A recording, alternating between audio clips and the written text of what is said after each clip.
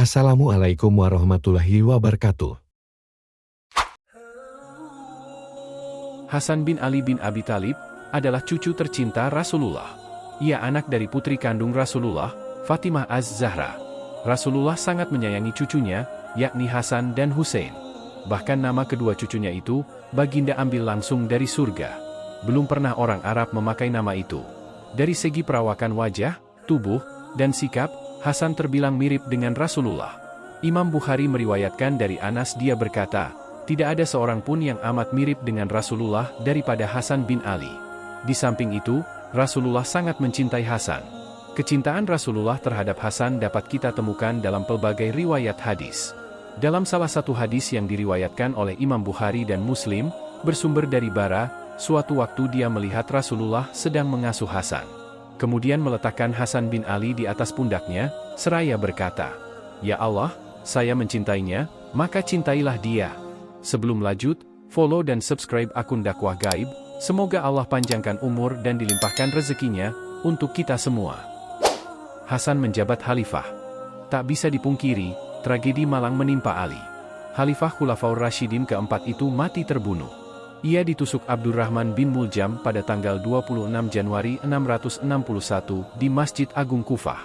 Pembunuhnya seorang Khawarij yang kecewa atas keputusan Ali yang menyerah kekuasaan pada Muawiyah melalui arbitrase.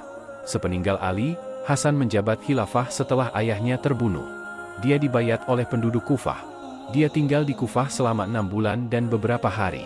Imam Jalaluddin Suyuti dalam Tarik al-Khulafa menjelaskan bahwa di masa Hasan berkuasa, Muawiyah datang menemuinya. Ia meminta Hasan menyerahkan tampuk kepemimpinan padanya, sebab ia yang berhak memimpin umat Islam. Dengan lapang dada, Hasan kemudian mengirimkan utusan dan menyerahkan semua kekhilafahan pada Muawiyah, akan tetapi dengan pelbagai persyaratan. Kelak ketika ia telah tiada kepemimpinan itu akan diserahkan kembali kepadanya. Di samping itu, Muawiyah jangan menuntut apapun dari penduduk Madinah, Hijaz dan Irak atas apa yang terjadi pada masa pemerintahan ayahnya. Dan ia juga meminta Muawiyah membayar utang-utangnya. Ia resmi mengundurkan diri pada bulan Rabiul Awal tahun 41 Hijrah. Langsung saja, keputusan itu ditentang penduduk Kufah. Para sahabat yang pro padanya, menyayangkan keputusan ceroboh Hasan. Ia dituding sebagai pengkhianat. Juga dicap sebagai orang yang menghinakan kaum muslimin.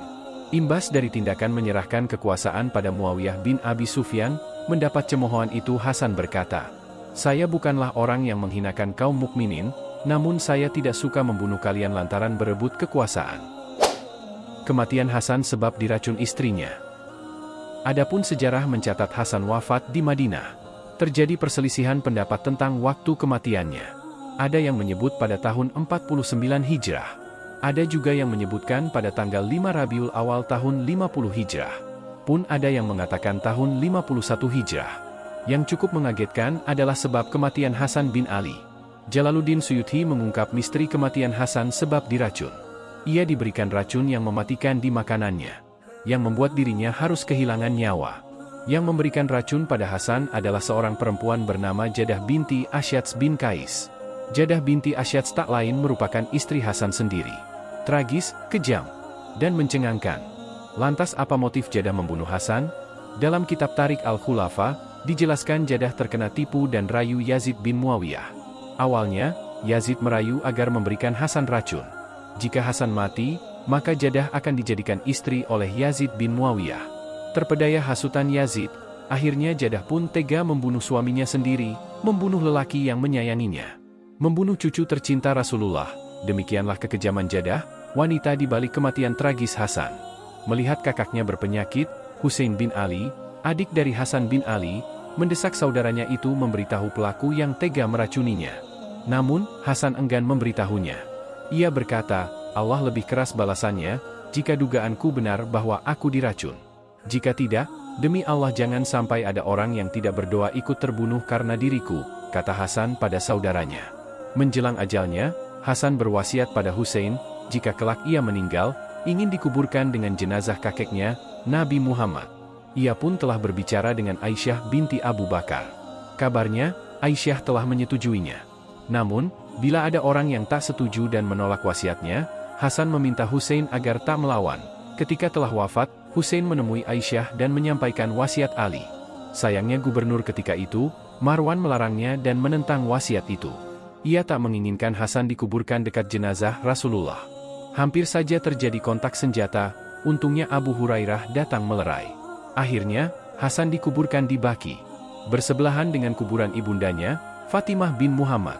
Itulah akhir riwayat hidup cucu Nabi Muhammad. Menyakitkan dan penuh duka. Ditipu Muawiyah soal kekhalifahan. Dikhianati istri sendiri. Itulah sisi kelam sejarah Islam.